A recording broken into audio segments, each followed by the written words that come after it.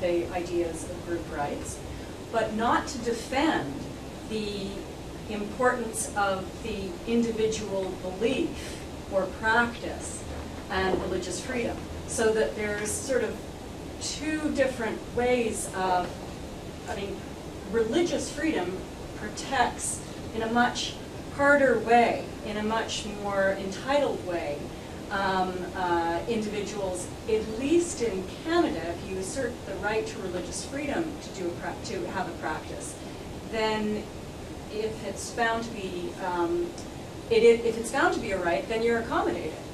But if religion is increasingly treated like culture, then we get policies that actually are telling people, you know, you should integrate, and you should not bring your religion into the public sphere. And so I'm wondering whether multiculturalism is being imposed on religious groups more and more, and if that's a good thing, or what you think of that. I think I have to hear more about it from you, because quite obviously I don't know all about the Canadian situation. I would have thought that once religious groups are treated as cultural groups, along with the idea of cultural group would come the idea of valuing that particular culture. Accommodating in such simple things as street signs, shopping things, whatever, billboards, accommodating languages, second language preferences, that would go along with that. But I can see that, so I don't know, I mean, this is where I suppose particular narratives matter, and I don't know, but I can see that going in that particular direction. Because one might well have assumed an earlier Will Kimlicka, I wish he were here to say about himself what his positions are on this, but it was expected, but unfortunately, would have said that, well, give them polyethnic rights. Wouldn't he have said that? And what would that be? There would be rights really of this kind, where they have in the private sphere and some degree in the public sphere, though not state support. I think what is new about these new claims really is that they are very often seeking, of course, accommodation in the public domain, but also sometimes a public support for that. I mean, if you want a prayer room constructed in the airport, forget the school. And it's now becoming a norm everywhere. You know, you are asked for state support for this sort of thing. But if I want to play, you know, squash, I can't make that thing. So I think there is something there that multiculturalism helps you to sort out and say, no, I think that's a more sincere claim, this is not. I may have not got the pulse on the Canadian argument, but to me that's the way it is likely to head. Well, just as an addendum, I think that if we're talking about prayer rooms, a religious freedom perspective would say, I am entitled, as a matter of religious freedom, to have a prayer room in public spaces. The cultural way of doing it is say, well, you should lobby for it and see if you can get funding. And those are two very different ways of thinking about accommodation. Once again, you know, the problem of religious group persecution in India has been increasing in such a steady rate that this whole claim about accommodation seems to be much lesser than what should have been done within the constitutional mechanism.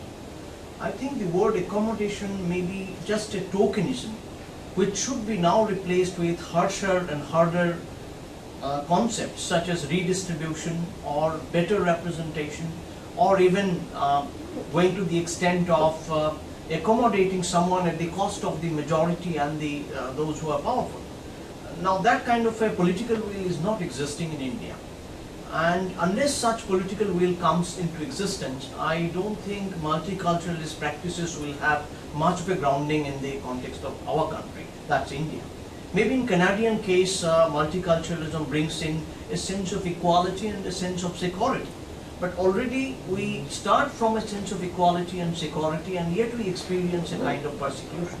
That way this Indian situation is very, very different. And there I would like to hear what kind of policy prescriptions concretely you would like to have in order to remove this sense of persecution, which is there among the minorities of all kinds in our country.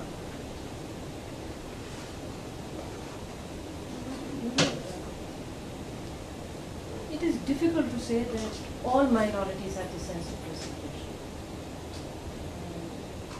We had this representation I presented on gens, not all of them have this sense of persecution. In 1947 to 50 and much after till 75, Sikhs had no sense of persecution. They had, after 1980s, a deep sense of persecution. But it's beginning to fade away again after 2000. So I'm not sure across the board there is a sense of persecution. I think the other side of the story really is that there is also a very strong sense of engagement, and I think that's what has helped to provide some semblance of stability despite all this. I was going to say chaos, maybe that's not, it doesn't appear to everybody as chaos, but we think we are living with all this chaos and muddle and so on and so forth, because there are no clear norms there. But I think there is also a strong sense of participation and being engaged. Even minorities are engaged in the political process, and that's a very big thing. And those which are not, I think that's where the problem is, and those are not necessarily only defined in religious terms. And I think that's something which has come out in some of the presentation that we have had. But I think most of the religious groups, particularly since we are confined here to religious groups, have been engaged in the political process, and that has allowed, that has created problems of its own kind. It's called internal differentiation within community. It has ensured that there is a kind of privileged group, and then there are large numbers who may be neglected, and benefits may not really accrue to everybody, etc.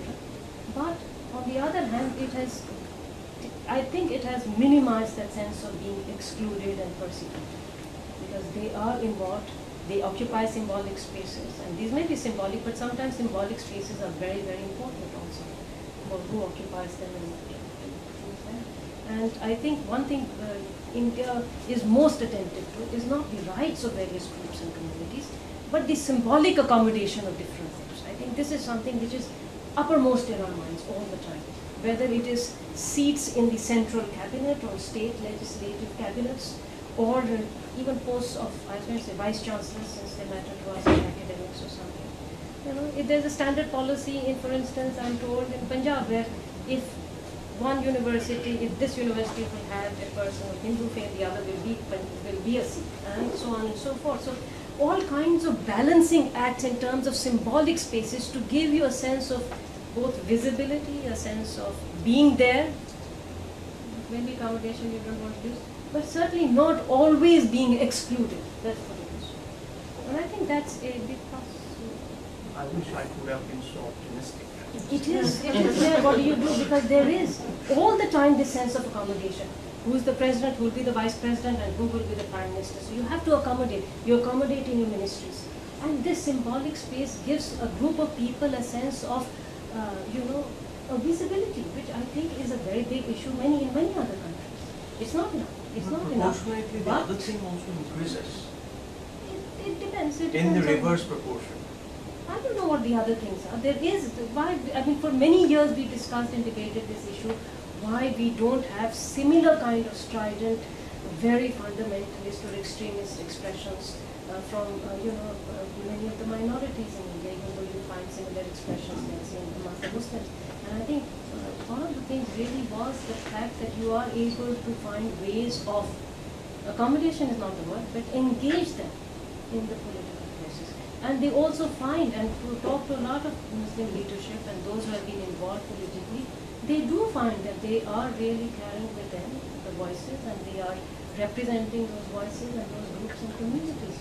So process of democracy doesn't always settle in the way we want it to, and I think that was a point that was sort of very well highlighted. Sometimes our expectations are different, and people do. Take the case of Kashmir. Is this policy of accommodation or multiculturalism working in Kashmir? Kashmir was never a case of multicultural accommodation. I think Kashmir is a much more messy situation of a completely different reason. Don't talk only of Kashmir, then there is Ladakh and there is Jammu, and then if you want a kind of multicultural accommodation which gives everybody a share in proportion to their population, well, you'll have a different story, which is the autonomy model which has been suggested. But there is a strong failure of central interventions into the democratic process, of not really abiding by the autonomy that was promised to them initially. That has nothing to do. The fact that you have the state has, with a heavy hand, centralized itself and intervened in places, does not really, everything is not really to be put under the same bracket of saying, well, that demolishes multiculturalism. It's not an issue of multiculturalism to me. I think it's an issue of the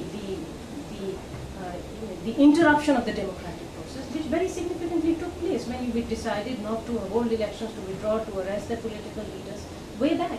And you started a sense of alienation that began to occur, not because they are not accommodated in some sort of way, because we just destroyed their autonomy to really govern themselves at that particular time. The worst part of this job is bringing question time to a close.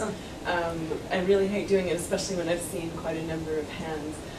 But I know Solange had her hand up for quite a long. Are you okay? And Gurpreet, I suspect the hand at the back you saw was Brad's. I'm not sure. Was it? Yeah. Yeah. Okay, Brad, if you could ask a quick question then, because we're out of time. But if you'd like to ask a quick question, we'll leave you as the last questioner. It's an honor. Sure. My question is about the sharing of religious space in India. If we kind of reflect on secular multicultural policies in India, we see to an extent, and I'm going to use two examples of Hindu-Jain conflict. But it almost seems a secular multicultural policy in India instigates a problem and perpetuates it, almost breaking up this equilibrium you find in interaction between Hindus and Jains. For instance, in two temples in Gujarat, one in Junagadh and one in Rishabdev in North Gujarat, you find that in Junagadh you have a temple where it's a shared space that both Hindus and Jains attribute to their faith, and yet the Hindus have taken over. And in Rishabdev you have a different example where Hindus and Jains have been worshipping side by side in a temple dedicated to both an incarnation of Vishnu and to the first Jinnah, the first saint of Jainism. And yet this summer we had a court ruling that ruled in favor of the Jains, that it was a Jain temple. So in your opinion, to what extent do secular multicultural policies essentialize religious space and essentialize religious difference to the point where it breaks up these sorts of equilibrium? There's no doubt that if we were to take certain model of multiculturalism into operation, then you are going to really be enumerating communities and creating bounded spaces for them. But part of the problem here is also legal adjudication, which invariably draws these boundaries. And I think this is not the only place in Bangalore this has happened, in the Dargah there, and in many other places. Part of the problem really is that if you go for legal adjudication of these things, on whose title it is going to be, there will be the breakdown of these kinds of, cohabitations or simultaneous presence of these places. And I don't want to blame either, certainly multiculturalism everywhere. If you are going to talk of multiculturalism in terms of rigid group rights and, giving every group and treating equality between groups as a way of giving everybody exactly the same in proportion to their size in the population, of course there is a problem. And I think that's the kind of multiculturalism I would certainly stay away from. But I think it's an inclination really to recognize the fact that differences have a value for various people and need to be engaged with and talked about.